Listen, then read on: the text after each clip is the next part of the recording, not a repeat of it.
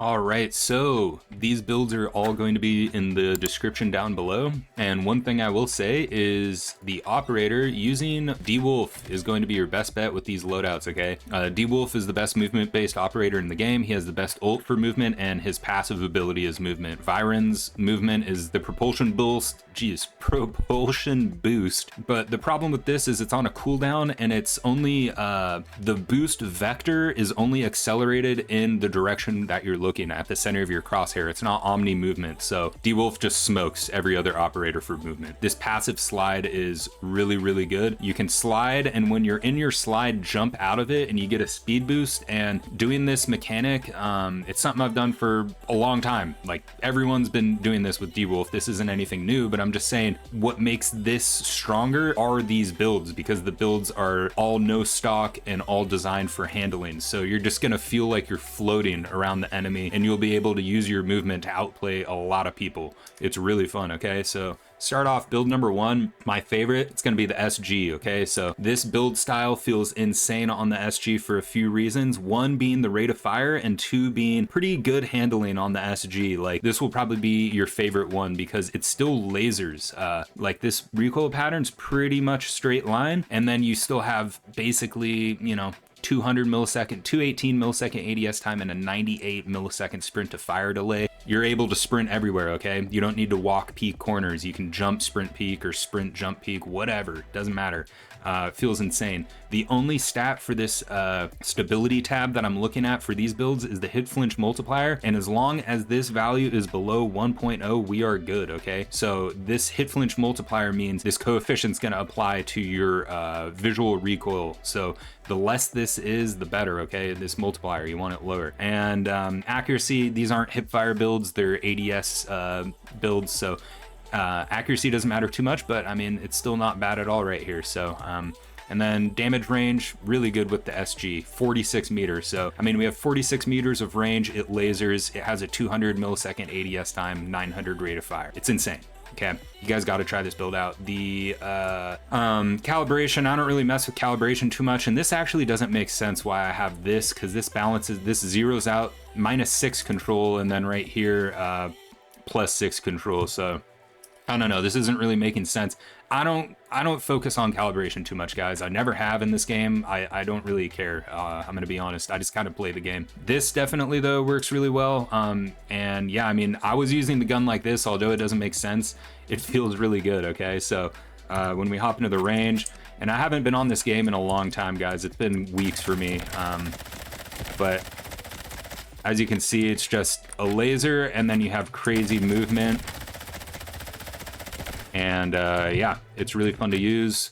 Go ahead and give this thing a try. Let me know what you think. And as always, if you feel like it's too slow, what I will say is throw on the 30 mag. It should not feel slow at all, this gun, but if it does, or you could swap out the secret bevel for the resonant, because that still gives you control and handling, boom boom, and it's gonna hurt your control a little bit compared to the secret bevel, but this is my favorite option. Let's talk about the next one right now, the M4. Okay, so this thing's really fun. This feels like a M4 from Call of Duty. If you guys played a lot of COD pubs or whatever, just feels like a COD AR. This build specifically, we have a sub 200 millisecond ADS time and a 69 millisecond nice sprint to fire delay, so that's pretty incredible. Stability, it's below 1.0, which is good. Accuracy, it's mid, whatever. Control, for how cracked these movement stats are, or handling stats, this isn't a bad recoil pattern at all.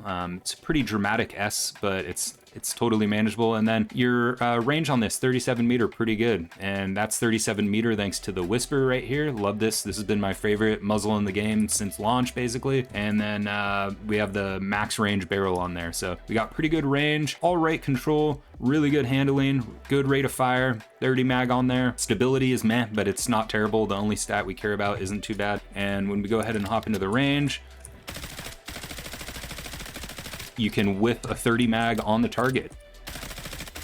No, I'm just kidding, but it does feel really good. I just haven't played this game in a long time, guys. It's really been like a week, couple weeks for me, and my aim's not that good right now, but the gun feels good and it's fun to use. Really high movement, and probably my second favorite build with this style, okay? So go ahead and try this bad boy out. Lastly, my third favorite is gonna be the CI-19, okay? And let me talk about this build a little bit. So to start, I've been running this type of build on the CI-19 for a while. I actually made a video on this build right here. This thing is incredible.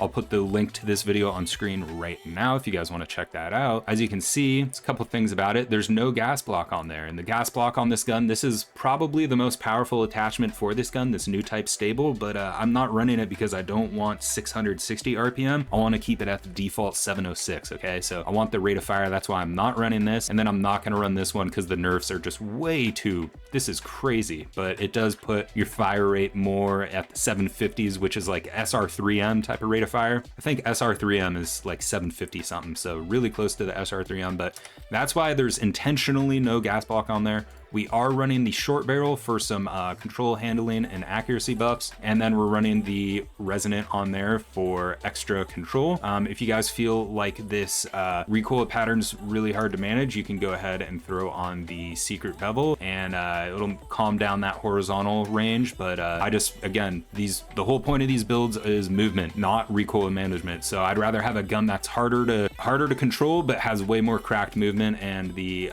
movement or handling on this gun, 178, 64, 3.1 with a 2.3 and a 6.1 sprint speed. So it's pretty cracked, guys. This thing feels nasty. Let's go ahead and look at the stability. Boom, 0.8. So that's good. We don't want it at 1.0. And let's look at the accuracy. Hip fire is actually pretty tight, so this isn't bad at all. And range, 33 meters, little on the low end, but I mean, it's still not bad at all. And you can get plenty of kills with this thing. If you guys want to change things around with this build, you totally can, but overall, feels pretty good. And it's fun to use. I like it. If you were wanting to change some things around, here's the calibration. Got some extra control and firing stability, and it's a pretty fun gun to use. Overall, though, my favorite, the SG, awesome. Let me know what you guys think. Give them a try. Drop a comment. Thanks for watching, guys. I'll catch you later.